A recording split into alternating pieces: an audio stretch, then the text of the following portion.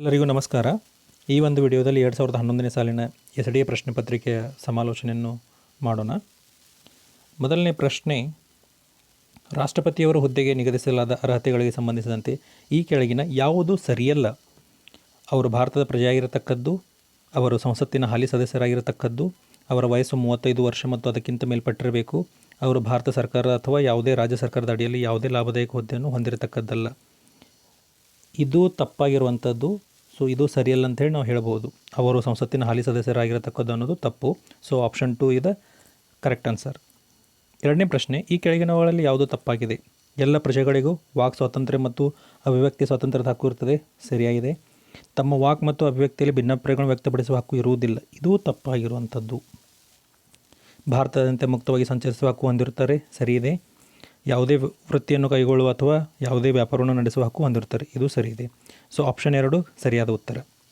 ಮೂರನೇ ಕ್ವಶನ್, ಉಚ್ಚ ನ್ಯಾಯಾಲಯದ ನ್ಯಾಯಾಧೀಶರು ಈ ಕೆಳಗಿನವರಿಗೆ ಸಂಬೋಧಿಸಿ ಸ್ವಹಸ್ತಾಕ್ಷರದಲ್ಲಿ ತಮ್ಮ ರಾಜೀನಾಮೆಯನ್ನು ಸಲ್ಲಿಸಬಹುದು. ಸಂಬಂಧಪಟ್ಟ ಉಚ್ಚ ನ್ಯಾಯಾಲಯದ ಮುಖ್ಯ ನ್ಯಾಯಾಧೀಶರಿಗೆ ಇದು ತಪ್ಪಿರು. ಭಾರತದ ಮುಖ್ಯ ನ್ಯಾಯಾಧೀಶರಿಗೆ ಇದು ಆನ್ಸರ್ ಆಗಲ್ಲ. ಸಂಬಂಧಪಟ್ಟ ರಾಜ್ಯದ ರಾಜ್ಯಪಾಲರಿಗೆ ಇದು ಆನ್ಸರ್ ಆಗಲ್ಲ. ಭಾರತದ ರಾಷ್ಟ್ರಪತಿಯವರಿಗೆ ಇದು ಸರಿಯಾದ ಉತ್ತರ. ಭಾರತದ ರಾಷ್ಟ್ರಪತಿಯವರಿಗೆ ಅವರು ರಾಜೀನಾಮೆಯನ್ನು ಸಲ್ಲಿಸಬಹುದು. ಕ್ವಶನ್ ನಂಬರ್ 4, ಈ ಕೆಳಕಂಡ ವಿಷಯಕ್ಕೆ ಸಂಬಂಧಿಸಿದಂತೆ ಕೇಂದ್ರ ಲೋಕಸೇವಾ ಆಯೋಗದೊಂದಿಗೆ ಸಮಾಲೋಚಿಸತಕ್ಕದ್ದು. ಸೇವೆಗಳಲ್ಲಿ ಸಾಕಷ್ಟು ಪ್ರಾತಿನಿಧ್ಯವಿಲ್ಲದಂತಹ ಯಾವುದೇ ಹಿಂದುಳಿದ ವರ್ಗಗಳ ಪ್ರಜೆಗಳ ಪರವಾಗಿ ನೇಮಕಾತಿ ಅಥವಾ ಹುದ್ದೆಗಳನ್ನು ಯಾವ ರೀತಿ ಮೀಸಲಾತಿಯ ಅವಕಾಶಗಳು ಮಾಡಬಹುದು ಎಂಬುದರ ಬಗ್ಗೆ ಇದು ತಪ್ಪಾಗಿರುವಂಥದ್ದು. ಒಂದು ಸೇವೆಯಿಂದ ಇನ್ನೊಂದಕ್ಕೆ ಪದೋನ್ನತಿ ಮತ್ತು ವರ್ಗಾವಣೆ ಮಾಡಲು ಯಾವ ತತ್ವಗಳನ್ನು ಅನುಸರಿಸಬೇಕು ಎಂಬ ಬಗ್ಗೆ ಇದು ತಪ್ಪು. ಸಿವಿಲ್ ಸೇವೆಗಳು ಮತ್ತು ಹುದ್ದೆಗಳಿಗೆ ನೇಮಕಾತಿಗಳನ್ನು ಮಾಡುವಾಗ ಯಾವ ತತ್ವಗಳನ್ನು ಅನುಸರಿಸಬೇಕು ಎಂಬ ಬಗ್ಗೆ ಇದು ತಪ್ಪಾಗಿರುವಂಥದ್ದು. ಸಿವಿಲ್ ಸೇವೆಗಳು ಮತ್ತು ಸಿವಿಲ್ ಹುದ್ದೆಗಳಿಗೆ ನೇಮಕಾತಿಗಳನ್ನು ಮಾಡುವ ವಿಧಾನಗಳಿಗೆ ಸಂಬಂಧಿಸಿದ ಎಲ್ಲ ವಿಷಯಗಳ ಬಗ್ಗೆ ಇದು ಸರಿಯಾದ ಉತ್ತರ. ಮುಂದಿನ ಪ್ರಶ್ನೆ, ಭಾರತೀಯ ಸಂವಿಧಾನದ ಪ್ರಕಾರ ಈ ಕೆಳಕಂಡ ಯಾವ ಸಂದರ್ಭದಲ್ಲಿ ಒಬ್ಬ ವ್ಯಕ್ತಿಯನ್ನು ಭಾರತದ ಪ್ರಜೆಯೆಂದು ಪರಿಗಣಿಸಲಾಗುವುದಿಲ್ಲ? ಭಾರತದ ಪ್ರದೇಶದೊಳಗೆ ಆದಿವಾಸಿಯಾದಂತಹ ಮತ್ತು ಭಾರತ ಪ್ರದೇಶದೊಳಗೆ ಜನಿಸಿದಂತಹ ವ್ಯಕ್ತಿ, ಭಾರತದ ಪ್ರದೇಶದೊಳಗಡೆ ಆದಿವಾಸಿಯಾದಂತಹ ಮತ್ತು ಆ ವ್ಯಕ್ತಿಯು ತಂದೆ ತಾಯಿಗಳಲ್ಲಿ ಯಾರೊಬ್ಬರದು ಭಾರತದ ಪ್ರದೇಶದೊಳಗೆ ಜನಿಸಿರುವಂಥ ವ್ಯಕ್ತಿ, ಭಾರತದ ಪ್ರದೇಶದೊಳಗೆ ಆದಿವಾಸಿಯಾದಂತಹ ಮತ್ತು 1947 ಆಗಸ್ಟ್ 15ರಿಂದ ಭಾರತದ ಪ್ರದೇಶದೊಳಗೆ ಸಾಮಾನ್ಯವಾಗಿ ನಿವಾಸಿಯಾಗಿರುವಂಥ ವ್ಯಕ್ತಿ. ಇದು ಸರಿಯಾದ ಉತ್ತರ. ಮುಂದಿನ ಪ್ರಶ್ನೆ, ಭಾರತೀಯ ಸಂವಿಧಾನದ ಪ್ರಸ್ತಾವನೆಯಲ್ಲಿ ಈ ಕೆಳಕಂಡ ಯಾವ ವ್ಯಾಖ್ಯಾಂಗವು ಕಾಣಿಸಿಕೊಳ್ಳುತ್ತದೆ? ಮೊದಲನೇದು ಸಾರ್ವಭೌಮ ಪ್ರಜಾಸತ್ತಾತ್ಮಕ ಗಣರಾಜ್ಯ. ಆಪ್ಷನ್ 2 ಸಾರ್ವಭೌಮ ಸಮಾಜವಾದಿ ಜಾತ್ಯತೀತ ಪ್ರಜಾಸತ್ತಾತ್ಮಕ ಗಣರಾಜ್ಯ.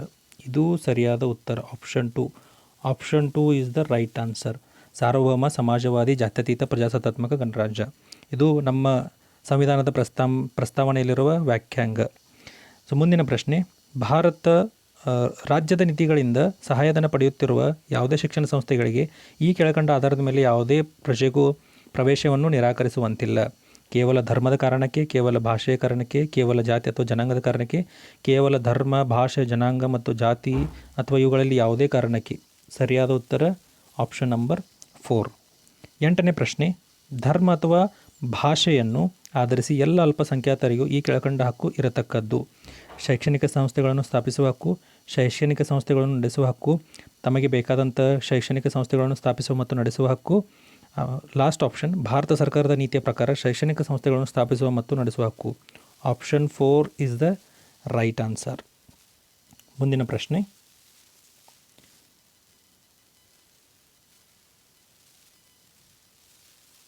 ಮುದ್ದೇನಹಳ್ಳಿಯಲ್ಲಿ ಜನಿಸಿದ ಸರ್ ಎಂ ವಿಶ್ವೇಶ್ವರಯ್ಯನವರು ಈ ಕೆಳಗಂಡಿನವರಿಗೆ ಮೈಸೂರಿನ ದಿವಾನರಾಗಿದ್ದರು.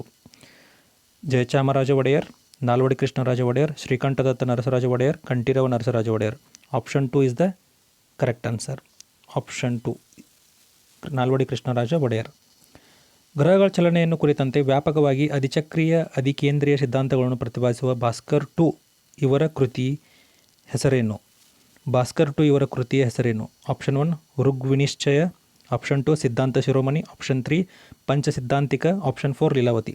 ಸರಿಯಾದ ಉತ್ತರ ಸಿದ್ಧಾಂತ ಶಿರೋಮಣಿ. ಭಾಸ್ಕರ್ 2 ಇವರ ಕೃತಿಯ ಹೆಸರು ಸಿದ್ಧಾಂತ ಶಿರೋಮಣಿ. ನೆಕ್ಸ್ಟ್ ಕ್ವಶನ್, ಶೃಂಗೇರಿ ಶಾರದಾ ಮಂದಿರವನ್ನು ಮರಾಠ ಅಶ್ವಾರೋಹಿಗಳು ಲೂಟಿ ಮಾಡಿ ಕೊಂಡು ಹೋದ ಮೇಲೆ ಅಲ್ಲಿ ಶಾರದಾದೇವಿಯ ದೇವಸ್ಥಾನ ನಿರ್ಮಾಣಕ್ಕೆ ಹಣ ನೀಡಿದ ಕರ್ನಾಟಕದ ಅರಸ ಯಾರು?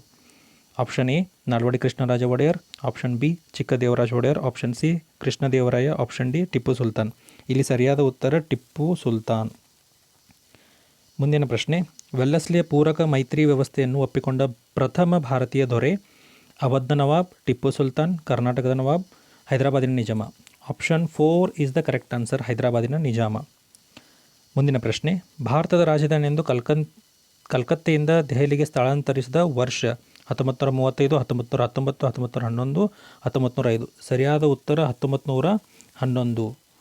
ಹಾರ್ಡಿಂಗ್ ಅನ್ನುವಂಥ ವೈಸರಾಯ ಇದ್ದಂಥ ಸಮಯದಲ್ಲಿ ಕಲ್ಕತ್ತೆಯಿಂದ ದೆಹಲಿಗೆ ಸ್ಥಳಾಂತರಿಸಲಾಯಿತು.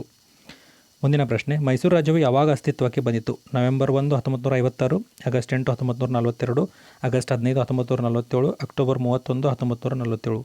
ಸರಿಯಾದ ಉತ್ತರ ನವೆಂಬರ್ 1, 1956. ಮುಂದಿನ ಪ್ರಶ್ನೆ, ಸ್ವರಾಜ್ಯವು ನನ್ನ ಜನ್ಮಸಿದ್ಧ ಹಕ್ಕು, ಅದನ್ನು ನಾನು ಪಡೆದೇ ತಿರುತ್ತೇನೆ ಎಂದು ಘೋಷಿಸಿದವರು? ಲಾಲಾ ಲಜಪತ್ ರಾಯ್, ಮಹಾತ್ಮ ಗಾಂಧಿ, ಬಾಲ್ ಗಂಗಾಧರ್ ತಿಲಕ್, ಸರ್ದಾರ್ ವಲ್ಲಭಾಯಿ ಪಟೇಲ್. ಸರಿಯಾದ ಉತ್ತರ ಬಾಲ್ ಗಂಗಾಧರ್ ತಿಲಕ್. ಮುಂದಿನ ಪ್ರಶ್ನೆ, ಪೂರ್ವ ಘಟ್ಟಗಳು ಮತ್ತು ಪಶ್ಚಿಮ ಘಟ್ಟಗಳು ಸಂಧಿಸುವ ಸ್ಥಳ? ಕಾಡ್ಮಂ ಬೆಟ್ಟಗಳು, ಅನ್ನಮಲೈ ಬೆಟ್ಟಗಳು, ನೀಲಗಿರಿ ಬೆಟ್ಟಗಳು, ಪಳನಿ ಬೆಟ್ಟಗಳು. ಸರಿಯಾದ ಉತ್ತರ ನೀಲಗಿರಿ ಬೆಟ್ಟಗಳು. ಈ ಕೆಳಕಂಡ ಯಾವ ಉಪನದಿಯು ಕರ್ನಾಟಕದಲ್ಲಿ ಉಗಮಿಸುತ್ತದೆ? ಪಂಚಗಂಗಾ, ದೂದ್ಗಂಗಾ, ತುಂಗಭದ್ರಾ, ಕೊಯ್ನಾ. ಸರಿಯಾದ ಉತ್ತರ ತುಂಗಭದ್ರಾ. ಕರ್ನಾಟಕದ ರಾಜ್ಯದಲ್ಲಿ ಗರಿಷ್ಠ ಪ್ರಮಾಣದಲ್ಲಿ ಉತ್ಪಾದನೆಯಾಗುವ ಕಾಫಿ ಬೆಳೆ ಯಾವುದು? ಅರೇಬಿಕಾ, ರೋಬಸ್ಟಾ, ಲಿಬೆರಿಕಾ, ಮೇಲಿನ ಯಾವುದೂ ಅಲ್ಲ. ಸರಿಯಾದ ಉತ್ತರ ಆಪ್ಷನ್ 2 ರೋಬಸ್ಟಾ. ಮುಂದಿನ ಪ್ರಶ್ನೆ, ಕರ್ನಾಟಕದಲ್ಲಿ ರೇಷ್ಮೆ ಪಟ್ಟಣ ಎಂದು ಹೆಸರಾದ ಊರು? ಚಾಮರಾಜನಗರ, ರಾಮನಗರ, ಚನ್ನಪಟ್ಟಣ, ಪಿರಿಯಾಪಟ್ಟಣ. ಸರಿಯಾದ ಉತ್ತರ ರಾಮನಗರ. ಮುಂದಿನ ಪ್ರಶ್ನೆ, ಶ್ರೀಗಂಧದ ಮರ ಹೆಚ್ಚಾಗಿ ಕಂಡುಬರುವ ರಾಜ್ಯ? ತಮಿಳುನಾಡು, ಕೇರಳ, ಕರ್ನಾಟಕ, ಆಂಧ್ರ ಪ್ರದೇಶ್. ನಮ್ಮ ಹೆಮ್ಮೆಯ ಕರ್ನಾಟಕದಲ್ಲಿಯೇ ಶ್ರೀಗಂಧದ ಮರ ಹೆಚ್ಚಾಗಿ ಬೆಳೆಯುವಂಥದ್ದು, ಕಂಡುಬರುವಂಥದ್ದು. ಮುಂದಿನ ಪ್ರಶ್ನೆ, ಭಾರತದಲ್ಲಿ ಮೊದಲ ಕೈಗಾರಿಕಾ ನೀತಿಯು ಘೋಷಣೆಯಾದ ವರ್ಷ? 1948, 1960, 1956, 1962. ಸರಿಯಾದ 1948. ಮುಂದಿನ ಪ್ರಶ್ನೆ, 8ನೇ ಅನುಸೂಚಿಯಲ್ಲಿ ಈ ಕೆಳಗಂಡ ಯಾವ ಭಾಷೆಯು ಸೇರ್ಪಡೆಯಾಗಿಲ್ಲ? ಹಿಂದಿ, ಇಂಗ್ಲೀಷ್, ಉರ್ದು, ಕೊಂಕಣಿ. ಸರಿಯಾದ ಉತ್ತರ ಇಂಗ್ಲೀಷ್. 8ನೇ ಅನುಸೂಚಿಯಲ್ಲಿ ಸೇರ್ಪಡೆಯಾದಂಥ ಭಾಷೆ ಇಂಗ್ಲೀಷ್. ಪ್ರಸ್ತುತ ಭಾರತದ ಸಂವಿಧಾನದಲ್ಲಿ 22 ಭಾಷೆಗಳಿಗೆ ಸ್ಥಾನವನ್ನು ಕಲ್ಪಿಸಲಾಗಿದೆ. ಸಂವಿಧಾನ ಪ್ರಾರಂಭದ ದಿನಗಳಲ್ಲಿ 14 ಭಾಷೆ, ಅದರ ನಂತರ ಸಿಂಧಿ 15ನೇ ಭಾಷೆಯಾಗಿ, ಅದರ ನಂತರ ನೇಪಾಳಿ, ಮಣಿಪುರಿ, ಕೊಂಕಣಿ 16, 17, 18ನೇ ಭಾಷೆಯಾಗಿ, ಆಮೇಲೆ ಬೋಡೋ, ಡೋಗ್ರಿ, ಮೈತಾಲಿ, ಸಂತಾಳಿ ಕ್ರಮೇಣ 19, 21, 22ನೇ ಭಾಷೆಯಾಗಿ ಸೇರ್ಪಡೆಯಾಗಿದೆ. ಮುಂದಿನ ಪ್ರಶ್ನೆ, ಮಾಹಿತಿ ಹಕ್ಕು ಕಾಯ್ದೆ ಜಾರಿಗೆ ಬಂದ ವರ್ಷ? 2005, 2004, 2006, 2007. ಸರಿಯಾದ ಉತ್ತರ 2006. ಮುಂದಿನ ಪ್ರಶ್ನೆ, ಭಾರತದ ಮೊದಲ ಚುನಾಯಿತ ಲೋಕಸಭೆಯ ರಚನೆಯಾದ ವರ್ಷ? 1950, 1952, 1949, 1956. ಸರಿಯಾದ ಉತ್ತರ ಆಪ್ಷನ್ 2 1952. ಮುಂದಿನ ಪ್ರಶ್ನೆ, ಕೃಷ್ಣಾ ನದಿ ನೀರು ವಿವಾದಗಳಿಗೆ ನ್ಯಾಯಮಂಡಳಿಯು KWDT2 ಕರ್ನಾಟಕಕ್ಕೆ ನೀಡಿದ ತನ್ನ ಇತ್ತೀಚಿನ ತೀರ್ಪುಗಳಲ್ಲಿ ಆಲ್ಮಟ್ಟಿ ಅಣೆಕಟ್ಟಿನ ಪೂರ್ಣ ಜಲಾಶಯ ಮಟ್ಟದ ಎಷ್ಟು ಮಟ್ಟದವರೆಗೆ ನೀರಿನ ಸಂಗ್ರಹಣೆ ಮಾಡಲು ಅನುಮತಿ ನೀಡಿದೆ? ಇದು 2011ನೇ ಸಮಯದಲ್ಲಿ. ಇದರ ಸರಿಯಾದ ಉತ್ತರ ಆಪ್ಷನ್ 1 524. ನಾವೇನು ಹೇಳಿದ್ವಿ? 524.256 ಮೀಟರ್ಗಳು. ಇದು ಸರಿಯಾದ ಉತ್ತರ. ಮುಂದಿನ ಪ್ರಶ್ನೆ, ಸುಖಮರಣಕ್ಕೆ ಸಂಬಂಧಿಸಿದಂತೆ ಈ ಕೆಳಗಿನ ಯಾವ ವಿವರಣೆ ತಪ್ಪಾಗಿದೆ? ನೆದರ್ಲ್ಯಾಂಡ್ಸ್ ಮತ್ತು ಬೆಲ್ಜಿಯಂಗಳೆರಡೂ ಕೆಲವೊಂದು ಷರತ್ತುಗಳಿಗೆ ಒಳಪಟ್ಟು ಸುಖಮರಣಕ್ಕೆ ಅನುಮತಿ ನೀಡಿವೆ. ಸ್ವಿಟ್ಜರ್ಲೆಂಡ್ ದೇಶವು ನೆರವಿನ ಆತ್ಮಹತ್ಯೆಗೆ ಅನುಮತಿ ನೀಡಿದೆ, ಆದರೆ ಸುಖಮರಣಕ್ಕಲ್ಲ. ಸುಖಮರಣ ಮತ್ತು ವೈದ್ಯ ನೆರವಿನ ಆತ್ಮಹತ್ಯೆಗಳೆರಡೂ ಯುನೈಟೆಡ್ ಕಿಂಗ್ಡಮ್ನಲ್ಲಿ ನ್ಯಾಯಸಮ್ಮತವಲ್ಲ ಎಂದು ಪರಿಗಣಿಸಲ್ಪಟ್ಟಿವೆ. ಸಂಯುಕ್ತ ಸಂಸ್ಥಾನದ ಎಲ್ಲ ರಾಜ್ಯಗಳಲ್ಲೂ ಕ್ರಿಯಾಶೀಲ ಸುಖಮರಣವು ನ್ಯಾಯಸಮ್ಮತವಾಗಿದೆ ಎಂದು ಪರಿಗಣಿಸಲಾಗಿದೆ. ಇದು ತಪ್ಪಾದಂಥ ಉತ್ತರ ಆಪ್ಷನ್ 4. ಮುಂದಿನ ಪ್ರಶ್ನೆ, 2011ರ ಜನಗಣತಿಯ ಪ್ರಕಾರ ಒಟ್ಟಾರೆ ರಾಷ್ಟ್ರವ್ಯಾಪಿ ಲೈಂಗಿಕ ಅನುಪಾತ ಎಷ್ಟಿದೆ? 1084, 933, 940, 954. ಸರಿಯಾದ ಉತ್ತರ 940. Great soul, Mahatma Gandhi and his struggle with India ಎಂಬ ವಿವಾದಾತ್ಮಕ ಕೃತಿಯ ಕರ್ತೃ ಯಾರು? Joseph Lelyveld, Alexander Tunzelmann, John Grisham, Nassim Nicholas Taleb. ಸರಿಯಾದ ಉತ್ತರ ಜೋಸೆಫ್ ಲೆಲಿವೆಲ್ಡ್. ಓಕೆ, ಆಪ್ಷನ್ 1 ಸರಿಯಾದ ಉತ್ತರ. CWG ಕಾಮನ್ವೆಲ್ತ್ ಗೇಮ್ಸ್ ಹಗರಣದಲ್ಲಿ ಬಂಧಿತರಾದ ವ್ಯಕ್ತಿ? ಇದು 2010ನೇ ಸಾಲಿನಲ್ಲಿ ನಡೆದಿರುವಂಥದ್ದು ನಮ್ಮ ಭಾರತ ದೇಶದಲ್ಲಿ ಕಾಮನ್ವೆಲ್ತ್ ಗೇಮ್ಸ್. ಈ ಒಂದು ಹಗರಣದಲ್ಲಿ ಬಂಧಿತರಾದ ವ್ಯಕ್ತಿ RK ಚಂದೋಲಿಯಾ, ಸಿದ್ಧಾರ್ಥ್ ಬೆಹೂರಾ ಆರ್ ಲಲಿತ್ ಭಾನೋಟ್. ಸರಿಯಾದ ಉತ್ತರ ಆಪ್ಷನ್ 4 ಲಲಿತ್ ಭಾನೋಟ್. 2011ರಲ್ಲಿ ಪ್ರಪಂಚದಾದ್ಯಂತ ಅರ್ತ್ ಹವರ್ ಎಂದು ಆಚರಿಸಲಾದ ದಿನ ಜನವರಿ 1, ಮಾರ್ಚ್ 26, ಫೆಬ್ರವರಿ 28, ಏಪ್ರಿಲ್ 5. ಸರಿಯಾದ ಉತ್ತರ ಮಾರ್ಚ್ 26. ಮುಂದಿನ ಪ್ರಶ್ನೆ,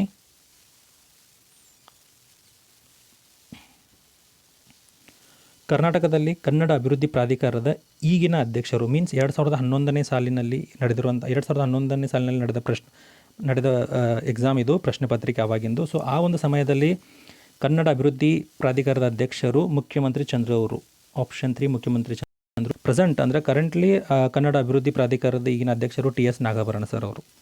ಮುಂದಿನ ಪ್ರಶ್ನೆ, ಕರ್ನಾಟಕ ರಾಜ್ಯ ಸರ್ಕಾರದ ಮಹತ್ವಾಕಾಂಕ್ಷಿ ಯೋಜನೆ ಆಸರಿ ಯಾವುದಕ್ಕೆ ಸಂಬಂಧಿಸಿದೆ? ಆಪ್ಷನ್ 1 ಉತ್ತರ ಕರ್ನಾಟಕದಲ್ಲಿ 2009ರಲ್ಲಿ ಪ್ರವಾಹದ ಹಾವಳಿಯಿಂದ ತೀವ್ರ ತೊಂದರೆಗೊಳಗಾದ ಜನರಿಗಾಗಿ ಮನೆಗಳನ್ನು ನಿರ್ಮಿಸುವುದು. ಇದೇ ಸರಿಯಾದ ಉತ್ತರ. ಆಪ್ಷನ್ 1 ಸರಿಯಾದ ಉತ್ತರ.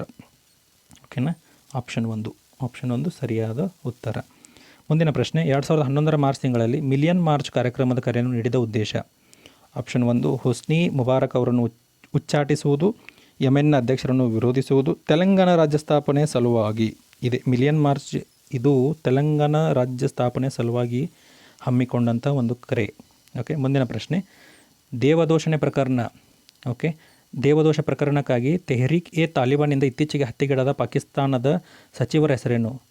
ವಾಜಿದ್ ದುರ್ರಾನಿ, ಶಹಬಾಜ್ ಭಟ್ಟಿ, ಶರೀರ್ ರೆಹಮಾನ್, ಸಲ್ಮಾನ್ ತಾಸೀರ್. ಇದರ ಸರಿಯಾದ ಉತ್ತರ ಸಲ್ಮಾನ್ ತಾಸೀರ್. ಮುಂದಿನ ಪ್ರಶ್ನೆ, 2011ರ ಕೇಂದ್ರ ಬಜೆಟ್ನಲ್ಲಿ ಮಂಡನೆಯಾದ ಭಾರತ ನಿರ್ಮಾಣ ಕಾರ್ಯಕ್ರಮದ ವ್ಯಾಪ್ತಿಯಲ್ಲಿ ಈ ಕೆಳಕಂಡ ಯಾವುದೂ ಸೇರ್ಪಡೆಯಾಗಿಲ್ಲ? ಮಹಾತ್ಮ ಗಾಂಧಿ ರಾಷ್ಟ್ರೀಯ ಗ್ರಾಮೀಣ ಉದ್ಯೋಗ ಖಾತ್ರಿ ಅಧಿನಿಯಮ, ಪ್ರಧಾನಮಂತ್ರಿ ಅವರ ಗ್ರಾಮ ಸಡಕ್ ಯೋಜನೆ, ರಾಜೀವ್ ಗಾಂಧಿ ಅವರ ಗ್ರಾಮೀಣ ವಿದ್ಯುತೀಕರಣ ಯೋಜನೆ, ರಾಷ್ಟ್ರೀಯ ಗ್ರಾಮೀಣ ಕುಡಿಯುವ ನೀರಿನ ಯೋಜನೆ. ಇದೂ ಸೇರ್ಪಡೆಯಾಗಿಲ್ಲ. ಆಪ್ಷನ್ ಎ ಮಹಾತ್ಮ ಗಾಂಧಿ ರಾಷ್ಟ್ರೀಯ ಗ್ರಾಮೀಣ ಉದ್ಯೋಗ ಖಾತ್ರಿ ಅಧಿನಿಯಮ ಸೇರ್ಪಡೆಯಾಗಿಲ್ಲ. ಮುಂದಿನ ಪ್ರಶ್ನೆ, ಈ ಕೆಳಕಂಡ ಯಾವ ವಿದ್ಯುತ್ ಕಂಪನಿಯು ಭಾರತದ ಮೊದಲ ತೇಲುವ ಸೌರ ಸ್ಥಾವರವನ್ನು ನಿರ್ಮಿಸಿದೆ? NTPC, Tata power, Reliance power, Nagarjuna power corporation. ಇದು ಟಾಟಾ ಪವರ್ ಭಾರತ ದೇಶದಲ್ಲಿ ಮೊದಲು ತೇಲುವ ಸೌರ ಸ್ಥಾವರವನ್ನು ನಿರ್ಮಿಸಿದೆ. ಮುಂಬೈನ ಸತಾರಾ ಬಳಿ ಇದನ್ನು ನಿರ್ಮಾಣ ಮಾಡಲಾಗಿದೆ, ಟಾಟಾ ಪವರ್. ಸೊ ಮುಂದಿನ ಪ್ರಶ್ನೆ,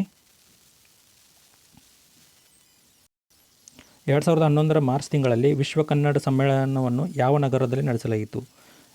ನಮ್ಮ ಹೆಮ್ಮೆ ಬೆಳಗಾವಿಯಲ್ಲಿ 2011ನೇ ಮಾರ್ಚ್ ತಿಂಗಳಲ್ಲಿ ವಿಶ್ವ ಕನ್ನಡ ಸಮ್ಮೇಳನವನ್ನು ನಡೆಸಲಾಗಿದೆ. ಇಲ್ಲಿಯವರೆಗೆ 2 ವಿಶ್ವ ಕನ್ನಡ ಸಮ್ಮೇಳನಗಳನ್ನು ಹಮ್ಮಿಕೊಳ್ಳಲಾಗಿದೆ. 1985ರಲ್ಲಿ ಮೈಸೂರಿನಲ್ಲಿ ಪ್ರಥಮ ವಿಶ್ವ ಕನ್ನಡ ಸಮ್ಮೇಳನ, ಅದಾದ ನಂತರ 2011ರಲ್ಲಿ ಬೆಳಗಾವಿಯಲ್ಲಿ 2011ನೇ ವಿಶ್ವ ಕನ್ನಡ ಸಮ್ಮೇಳನ. ಇದು 2ನೇ ವಿಶ್ವ ಕನ್ನಡ ಸಮ್ಮೇಳನ ಬೆಳಗಾವಿ. ಮುಂದಿನ ಪ್ರಶ್ನೆ, ಯುನೆಸ್ಕೋದ ಸಾಂಸ್ಕೃತಿಕ ಭೂದೃಶ್ಯದಲ್ಲಿ ಸೇರ್ಪಡೆ ಮಾಡಿಕೊಳ್ಳುವಂತೆ ಈ ಕೆಳಕಂಡಗಳಲ್ಲಿ ನಾಮನಿರ್ದೇಶನ ಮಾಡಲು ಭಾರತ ಸರ್ಕಾರವು ಪ್ರಸ್ತಾಪಿಸಿದೆ.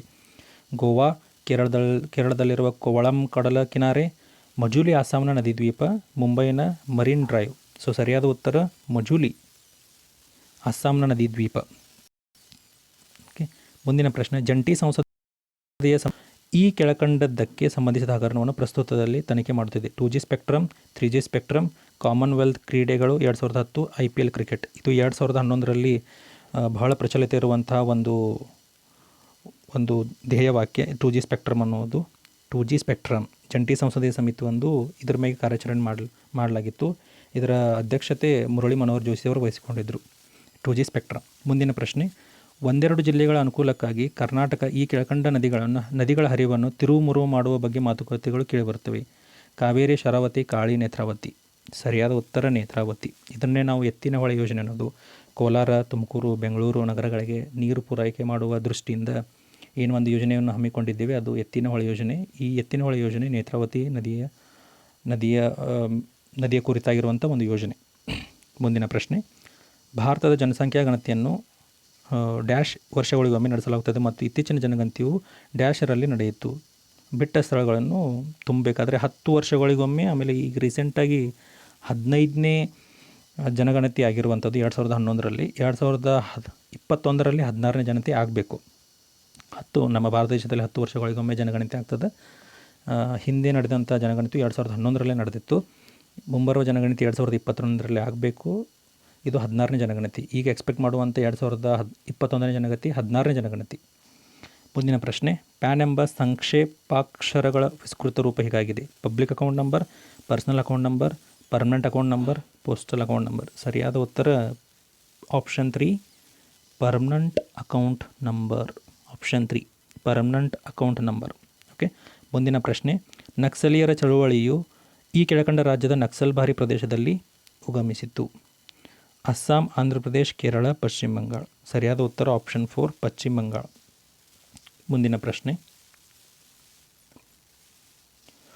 ಈ ಕೆಳಕಂಡ ನದಿಗಳನ್ನು ಪುನರುಜ್ಜೀವನಗೊಳಿಸಲು ಪ್ರಸ್ತಾಪಿಸಲಾಗಿದೆ: ಅರ್ಕಾವತಿ, ವೃಷಭಾವತಿ, ಹೇಮಾವತಿ, ಕುಮುದ್ವನಿ.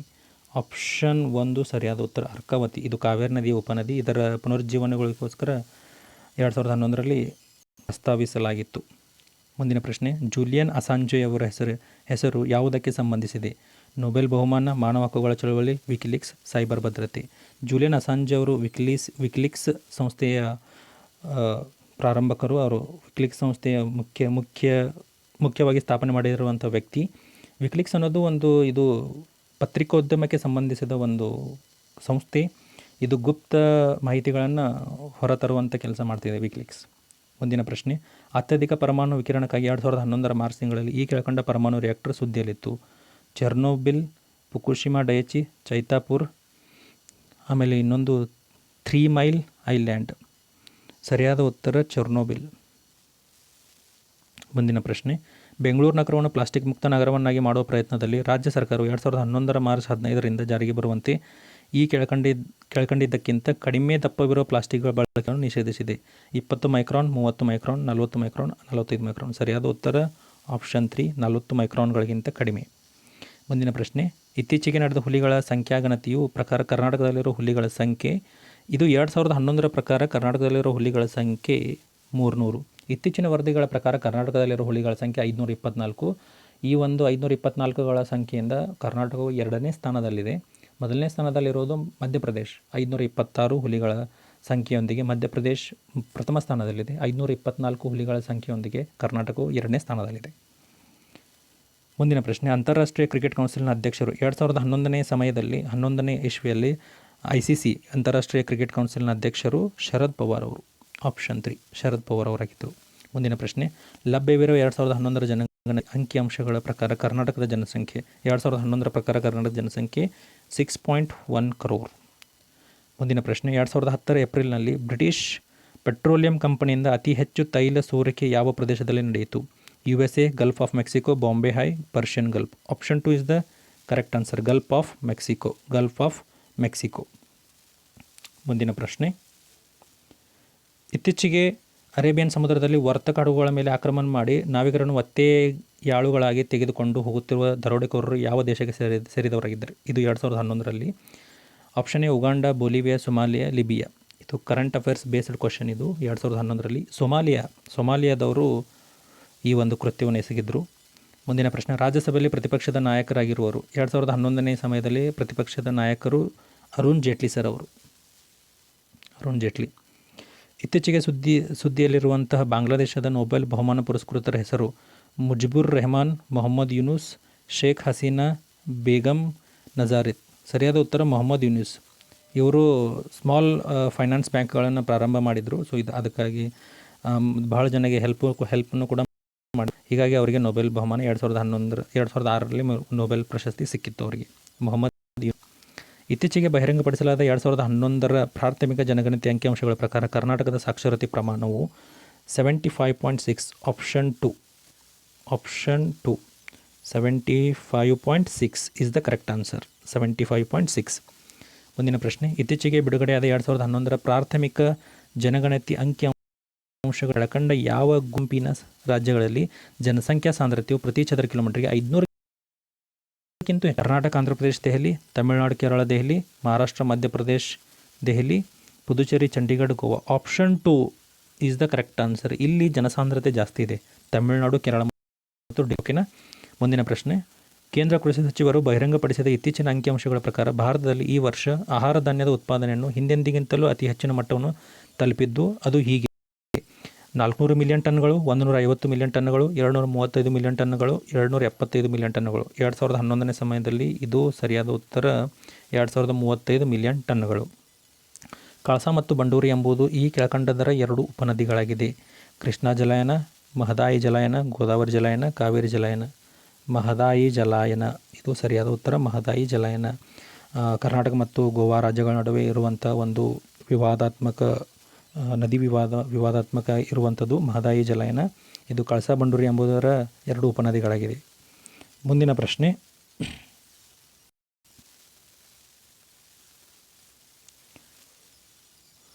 ಮಾನವ ಅಭಿವೃದ್ಧಿ ಸೂಚಿಯು ಈ ಕೆಳಕಂಡವುಗಳ ಸಮ್ಮಿಶ್ರ ಸೂಚಿಯಾಗಿದೆ. ಆದಾಯ, ವ್ಯಾಪಾರ ಮತ್ತು ಹೂಡಿಕೆ, ಬಡತನ, ಮಾನವ ಹಕ್ಕುಗಳ ಮತ್ತು ಲಿಂಗ, ಆದಾಯ, ಆರೋಗ್ಯ ಮತ್ತು ಶಿಕ್ಷಣ. HDI ಹ್ಯೂಮನ್ ಡೆವಲಪ್ಮೆಂಟ್ ಇಂಡೆಕ್ಸ್ ಅಂತ ಏನು ಕರಿತೇವಲ್ಲ ನಾವು, HDI ರ್ಯಾಂಕಿಂಗ್ನಲ್ಲಿ ಈ 3 ಪ್ಯಾರಾಮೀಟರನ್ನು ಭಾಳ ಮುಖ್ಯವಾಗಿ ಕನ್ಸಿಡರ್ ಮಾಡ್ತೇವೆ. ಇನ್ಕಮ್, ಹೆಲ್ತ್ ಆ್ಯಂಡ್ ಎಜುಕೇಷನ್, ಆದಾಯ, ಆರೋಗ್ಯ ಮತ್ತು ಶಿಕ್ಷಣ. ಮುಂದಿನ ಪ್ರಶ್ನೆ, ಟೆಲಿಡೆನ್ಸಿಟಿ ಎಂಬುದು ಈ ಕೆಳಕಂಡ ವ್ಯಾಪ್ತಿಯಲ್ಲಿ ದೂರವಾಣಿಗಳ ಸಂಖ್ಯೆಗೆ ಸಂಬಂಧಿಸಿದೆ. ಪ್ರತಿ ಚದರ ಕಿಲೋಮೀಟರ್ಗೆ ವಿಸ್ತೀರ್ಣದಲ್ಲಿರುವ 10,000 ಚದರ ಕಿಲೋಮೀಟರ್ ವಿಸ್ತೀರ್ಣದಲ್ಲಿರುವ ಪ್ರತಿ 100 ವ್ಯಕ್ತಿಗಳಿಗೆ, ಆಮೇಲೆ ಪ್ರತಿ 1,00,000 ಜನರಿಗೆ. ಸರಿಯಾದ ಉತ್ತರ ಪ್ರತಿ 100 ವ್ಯಕ್ತಿಗಳಿಗೆ ಕನ್ಸಿಡರ್ ಮಾಡಿ ನಾವು ಟೆಲಿಡೆನ್ಸಿಟಿಯನ್ನು ಫೈಂಡ್ ಔಟ್ ಮಾಡ್ತೀವಿ. ಮುಂದಿನ ಪ್ರಶ್ನೆ, 2011-12 ಸಾಲಿಗೆ ಮಂಡಿತವಾದ ಕರ್ನಾಟಕದ ಬಜೆಟ್ನಲ್ಲಿ ದೇಶದಲ್ಲಿ ಪ್ರಥಮ ಬಾರಿಗೆ ಕೆಳಕಂಡಿದ್ದಕ್ಕೆ ಸಂಬಂಧಿಸಿದಂತೆ ಪ್ರತ್ಯೇಕ ಬಜೆಟ್ ರೂಪಿಸಲಾಗಿದೆ. ಕೃಷಿ ಕ್ಷೇತ್ರ, ಕೈಗಾರಿಕಾ ಕ್ಷೇತ್ರ, ವ್ಯಾಪಾರ ಕ್ಷೇತ್ರ ಮತ್ತು ಸಾಗಾಣಿಕೆ ಕ್ಷೇತ್ರ. ಸರಿಯಾದ ಉತ್ತರ ಕೃಷಿ ಕ್ಷೇತ್ರ. ಮಾನ್ಯ ಯಡಿಯೂರಪ್ಪನವರು ಈ ಒಂದು ಬಜೆಟನ್ನು ಮಂಡಿಸಿದರು. ಕೃಷಿ ಕ್ಷೇತ್ರಕ್ಕೆ ಸಪ್ರೇಟ್ ಆಗಿರುವಂಥ ಒಂದು ಬಜೆಟನ್ನು ಮಂಡಿಸಿದರು 2011ರಲ್ಲಿ. ಕರ್ನಾಟಕದಲ್ಲಿ ಪ್ರಥಮವಾಗಿ ಬಜೆಟನ್ನು ಮಂಡಿಸಿದವರು ಕೆಂಗಲ್ ಹನುಮಂತಯ್ಯ ಅವರು. ಓಕೆ, ಮುಂದಿನ ಪ್ರಶ್ನೆ, ಕೇಂದ್ರ ಸರ್ಕಾರದ ರಾಷ್ಟ್ರೀಯ ಗ್ರಾಮೀಣ ಆರೋಗ್ಯ ನಿಯೋಗದ ಅವಧಿಯು 2005-2011, 2005-2012, 2005-2013, 2005-2014. ಸರಿಯಾದ ಉತ್ತರ ಆಪ್ಷನ್ 2, 2005-2012. ಮುಂದಿನ ಪ್ರಶ್ನೆ, ಭಾರತ ಸರ್ಕಾರದ ರಾಷ್ಟ್ರೀಯ ಪಿಂಚಣಿ ಯೋಜನೆ ಕೆಳಕಂಡ ದಿನಾಂಕದಿಂದ ಜಾರಿಗೆ ಬರುವಂತೆ ಎಲ್ಲ ಪ್ರಜೆಗಳಿಗೂ ವ್ಯಾಪಿಸಿದೆ. 1 ಮೇ 2009, 1 ಮೇ 2010, 1 ಮೇ 2011. ಸರಿಯಾದ ಉತ್ತರ 1 ಮೇ 2009. 85ನೇ ಪ್ರಶ್ನೆ, ನಮ್ಮ ದೇಶದಲ್ಲಿ ಕನ್ನಡ ಭಾಷೆಯು 2ನೇ ಅತ್ಯಂತ ಪ್ರಾಚೀನ ಭಾಷೆಯಾಗಿದೆ, 3ನೇ ಅತ್ಯಂತ ಪ್ರಾಚೀನ ಭಾಷೆಯಾಗಿದೆ, 4ನೇ ಅತ್ಯಂತ ಪ್ರಾಚೀನ ಭಾಷೆಯಾಗಿದೆ, 5ನೇ ಅತ್ಯಂತ ಪ್ರಾಚೀನ ಭಾಷೆಯಾಗಿದೆ. ಸರಿಯಾದ 4ನೇ ಅತ್ಯಂತ ಪ್ರಾಚೀನ ಭಾಷೆಯಾಗಿದೆ. 4ನೇ ಅತ್ಯಂತ ಪ್ರಾಚೀನ ಭಾಷೆಯಾಗಿದೆ. ಮೊದಲನೇದು ತಮಿಳು, 2ನೇದು ಸಂಸ್ಕೃತ, 3ನೇದು ತೆಲುಗು, 4ನೇದು ನಮ್ಮ ಕನ್ನಡ ಭಾಷೆ, 5ನೇದು ಮಲಯಾಳಿ, 6ನೇದು ಒಡಿಯಾ. ಈ ರೀತಿ 6 ಶಾಸ್ತ್ರೀಯ ಸ್ಥಾನಮಾನಗಳನ್ನು ಪಡೆದುಕೊಂಡಿರುವಂಥ ಭಾಷೆಗಳು ನಮ್ಮ ಭಾರತ ದೇಶದಲ್ಲಿದೆ. ಅತ್ಯಂತ ಹಳೆಯ ನಮ್ಮ ಕನ್ನಡ ಭಾಷೆ 4ನೇ ಅತ್ಯಂತ ಹಳೆಯ ಭಾಷೆಯಾಗಿದೆ, ಪ್ರಾಚೀನ ಭಾಷೆಯಾಗಿದೆ. 86ನೇ ಪ್ರಶ್ನೆ, ಅಂತಾರಾಷ್ಟ್ರೀಯ ಮಹಿಳಾ ದಿನಾಚರಣೆ ಶತಮಾನೋತ್ಸವ ಆಚರಣೆ ಈ ಕೆಳಕಂಡ ವರ್ಷದ ಮಾರ್ಚ್ 8ರಂದು ಆಚರಿಸಲಾಯಿತು. 2008, 2009, 2010, 2011. Option 4 is the correct answer. 2011ರಿಂದ ಆಚರಣೆ ಮಾಡಲಾಯಿತು. ಮುಂದಿನ ಪ್ರಶ್ನೆ, 87ನೇ ಪ್ರಶ್ನೆ, ಸೌರಶಕ್ತಿ ಹೇಗೆ ಉಂಟಾಗುತ್ತದೆ? ನ್ಯೂಕ್ಲಿಯರ್ ವಿದಳನ, ನ್ಯೂಕ್ಲಿಯರ್ ಸಮ್ಮಿಳನ, ದಹನ, ರಾಸಾಯನಿಕ ಪ್ರತಿಕ್ರಿಯೆ. ನ್ಯೂಕ್ಲಿಯರ್ ಸಮ್ಮಿಳನ. ಸರಿಯಾದ ಉತ್ತರ ನ್ಯೂಕ್ಲಿಯರ್ ಸಮ್ಮಿಳನ. ಮುಂದಿನ ಪ್ರಶ್ನೆ, ಹಸಿರುಮನೆ ಪರಿಣಾಮವನ್ನು ಉಂಟು ಮಾಡೋದಕ್ಕೆ ಮುಖ್ಯವಾಗಿ ಕಾರಣವಾಗಿರುವ ಅನಿಲ. ಆಮ್ಲಜನಕ, ಸಾರಜನಕ, ಓಝೋನ್, ಇಂಗಾಲದ ಡೈಆಕ್ಸೈಡ್. CO2 ಅಂತ ಏನು ಕರಿತೇವಲ್ಲ, ಇದು ಹಸಿರುಮನೆ ಪರಿಣಾಮಕ್ಕೆ ಬಹಳ ಮುಖ್ಯವಾಗಿರುವಂಥ ಒಂದು ಅನಿಲ, ಇಂಗಾಲದ ಡೈಆಕ್ಸೈಡ್. 89ನೇ ಪ್ರಶ್ನೆ, ಭೂಕಂಪದ ತೀವ್ರತೆಯನ್ನು ವ್ಯಾಪ್ತಿಯನ್ನು ಈ ಕೆಳಕಂಡ ಅಳತೆ ಪಟ್ಟಿಯಿಂದ ಮಾಪನ ಮಾಡಲಾಗುತ್ತದೆ. ರಿಕ್ಟರ್ ಮಾಪನದಿಂದ. ಸಿಸ್ಮೋಗ್ರಾಫ್ದಲ್ಲಿ ರಿಕ್ಟರ್ ಮಾಪನದಿಂದ ಅಳತೆ ಮಾಡಲಾಗ್ತದೆ. ಸರಿಯಾದ ಉತ್ತರ ಆಪ್ಷನ್ 1. 90ನೇ ಪ್ರಶ್ನೆ, ಈ ಕೆಳಗಿನ ಯಾವ ಪದಾರ್ಥ ಅರೆವಾಹಕವಾಗಿದೆ? ಸೆಮಿಕಂಡಕ್ಟರ್ ಅಂತ ಏನು ಕರಿತೀವಲ್ಲ, ಅರೆವಾಹಕ ಯಾವುದು? ಮರ, ತಾಮ್ರ, ಸಿಲಿಕಾನ್ ಮತ್ತು ವಜ್ರ ಏನಿದೆ. ಇದರಲ್ಲಿ ಸರಿಯಾದ ಉತ್ತರ ಆಪ್ಷನ್ 3, ಸಿಲಿಕಾನ್ ಅನ್ನೋದು ಒಂದು ಸೆಮಿಕಂಡಕ್ಟರ್, ಅರೆವಾಹಕ. 91ನೇ ಪ್ರಶ್ನೆ, ದೂರದರ್ಶನ ಕಾರ್ಯಾಚರಣೆಗಾಗಿ ರಿಮೋಟ್ ಕಂಟ್ರೋಲನ್ನು ಬಳಸಿದಾಗ ಪ್ರಸಾರಗೊಳ್ಳುವ ವಿಕಿರಣ ಯಾವ ಬಗೆಯದು? ಅತಿರಕ್ತ ವಿಕಿರಣ, ಅತಿ ನೇರಳೆ ವಿಕಿರಣ, ಎಕ್ಸ್ ಕಿರಣ, ಗಾಮಾ ಕಿರಣ. ಅತಿರಕ್ತ ವಿಕಿರಣ. ಸರಿಯಾದ ಉತ್ತರ ಅತಿರಕ್ತ ವಿಕಿರಣ. ಸರಿಯಾದ ಉತ್ತರ. 92ನೇ ಪ್ರಶ್ನೆ, ಕಬ್ಬಿನಾಂಶದ ಕೊರತೆಯಿಂದ ಯಾವ ರೀತಿಯ ತೊಂದರೆ ಉಂಟಾಗುತ್ತದೆ? ರಕ್ತಹೀನತೆ, ಇರುಳುಗಣ್ಣು, ಸ್ಕರ್ವಿ, ಪೆರಿಬೆರಿ. ಆಪ್ಷನ್ ಎ, ರಕ್ತಹೀನತೆ ಉಂಟಾಗ್ತದೆ ಕಬ್ಬಿಣದ ಕೊರತೆಯಿಂದ. 93ನೇ ಪ್ರಶ್ನೆ, ಮನುಷ್ಯನ ಶರೀರದಲ್ಲಿ ಅತಿ ದೊಡ್ಡ ಗ್ರಂಥಿ ಥೈರಾಯ್ಡ್, ಪಿಟ್ಯೂಟರಿ, ಪೀನಿಯಲ್, ಆಮೇಲೆ liver. Option 4 is the right answer. Almost 1.5 kg weight ಆಗ್ತದೆ ಲಿವರ್ದು. ಇದು ಮನುಷ್ಯನ ದೇಹದಲ್ಲಿರುವ ಅತಿ ದೊಡ್ಡ ಗ್ರಂಥಿ. 94ನೇ ಪ್ರಶ್ನೆ, ವಾತಾವರಣದ ಯಾವ ಪದರದಲ್ಲಿ ಓಝೋನ್ ಇರುತ್ತದೆ? Troposphere, stratosphere, mesosphere, thermosphere. Option 2 stratosphere. ಇದು ಭೂಮಂಡಲದ ವಾತಾವರಣದ 2ನೇ ಪದರ ಆಗಿದೆ ಸ್ಟ್ರಾಟೋಸ್ಪಿಯರ್. ಇದರಲ್ಲಿ ನಮಗೆ ಓಝೋನ್ ಪದರ ಕಂಡುಬರ್ತದೆ. ನೆಕ್ಸ್ಟ್ ಮುಂದಿನ ಪ್ರಶ್ನೆ, 95ನೇ ಪ್ರಶ್ನೆ, ಸರ್ ಸಿ ವಿ ರಾಮನ್ ಅವರಿಗೆ ಭೌತಶಾಸ್ತ್ರದಲ್ಲಿ ಅವರು ಈ ಕೆಳಕಂಡದ್ದಕ್ಕಾಗಿ ನೊಬೆಲ್ ಬಹುಮಾನ ನೀಡಲಾಯಿತು. ಚದುರುವಿಕೆ, ವ್ಯತಿಕರಣ, ವಿವರ್ತನ, ಧ್ರುವೀಕರಣ. ಆಪ್ಷನ್ 1 ಸರಿಯಾದ ಉತ್ತರ ಚದುರುವಿಕೆ. ಫೆಬ್ರವರಿ 28, 1928ರಲ್ಲಿ ಇದನ್ನೊಂದು ಡಿಸ್ಕವರಿ ಮಾಡ್ತಾರೆ ಅವರು. ಸೊ ಇದಕ್ಕಾಗಿ ಫೆಬ್ರವರಿ 28 ರಾಷ್ಟ್ರೀಯ ವಿಜ್ಞಾನ ದಿನ ಅಂತ ಆಚರಣೆ ಮಾಡ್ತೀವಿ. ಅದೇ ಒಂದು ಡಿಸ್ಕವರಿಗೋಸ್ಕರ 1930ರಲ್ಲಿ ಅವರಿಗೆ ನೊಬೆಲ್ ಪ್ರಶಸ್ತಿ ಸಿಗ್ತದೆ. 96ನೇ ಪ್ರಶ್ನೆ, ತುಂಬ ಬಿಸಿಲಿನ ದಿನಗಳಲ್ಲಿ ಗೋಚರಿಸುವ ಮರೀಚಿಕೆಗಳಿಗೆ ಕಾರಣವಾಗುವ ಪ್ರತಿಕ್ರಿಯೆ. ಪ್ರತಿಫಲನ, ವಕ್ರೀಭವನ, ಸಂಪೂರ್ಣ ಆಂತರಿಕ ಪ್ರತಿಫಲನ, ಪ್ರತಿಫಲನ ಹಾಗೂ ವಕ್ರೀಭವನಗಳೆರಡು. ಸರಿಯಾದ ಉತ್ತರ ಆಪ್ಷನ್ 3 ಸಂಪೂರ್ಣ ಆಂತರಿಕ ಪ್ರತಿಫಲನ, ಟೋಟಲ್ ಇಂಟರ್ನಲ್ ರಿಫ್ಲೆಕ್ಷನ್ ಅಂತೇಳಿ ನಾವು ಕರಿತೀವಿ ಇದಕ್ಕೂ. 97ನೇ ಪ್ರಶ್ನೆ, ಭೂಮಿಯ ಸುತ್ತ ಕಕ್ಷೆಯಲ್ಲಿರುವ ಉಪಗ್ರಹವು ಕೆಳಕಂಡ ಸಂದರ್ಭದಲ್ಲಿ ಸ್ತಬ್ಧವಾಗಿರುವಂತೆ ತೋರುತ್ತದೆ. ಅದರ ಕಾಲವರ್ತವು 1 ದಿನವಾಗಿದ್ದು ಅದು ಭೂಮಿಯಂತೆಯೇ ಪರಿಭ್ರಮಿಸುತ್ತಿರುವಾಗ. ಇದೇ ಸರಿಯಾದ ಉತ್ತರ. ಆಪ್ಷನ್ 1 ಸರಿಯಾದ ಉತ್ತರ. ಸೇಮ್ ಈಕ್ವಲ್ ಟೈಮ್ ಇದ್ದಾಗ ನಮಗೆ ಸ್ತಬ್ಧ ಇರುವಂತೆ ಕಾಣ್ತದೆ.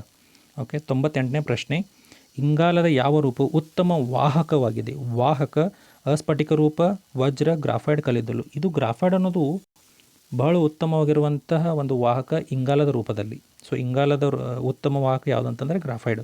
99ನೇ ಪ್ರಶ್ನೆ, ಒಂದು ಅಡುಗೆಯ ಪಾತ್ರೆಗೆ ಈ ಕೆಳಕಂಡ ಯಾವ ಗುಣಧರ್ಮಗಳ ಸಂಯೋಜನೆಯು ಹೆಚ್ಚು ಅಪೇಕ್ಷಣೀಯ?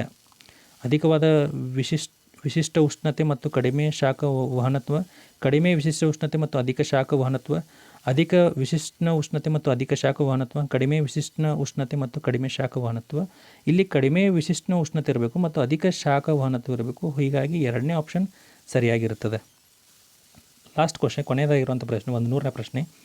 ಒಂದು 220 ವೋಲ್ಟ್ ಸಾಲಿನ ಮೇಲೆ 25 ವ್ಯಾಟ್ 220 ವೋಲ್ಟ್ ಬಲ್ಬನ್ನು ಮತ್ತು 100 ವ್ಯಾಟ್ 220 ವೋಲ್ಟ್ ಬಲ್ಬನ್ನು ಸರಣಿಯಲ್ಲಿ ಸಂಪರ್ಕಿಸಿದಾಗ ಹೀಗಿದ್ದಾಗ 25 ವ್ಯಾಟ್ನ ಬಲ್ಬು ಪ್ರಖರವಾಗಿ ಪ್ರಕಾಶಿಸುತ್ತದೆ, 100 ವ್ಯಾಟ್ನ ಬಲ್ಬು ಪ್ರಖರವಾಗಿ ಪ್ರಕಾಶಿಸುತ್ತದೆ.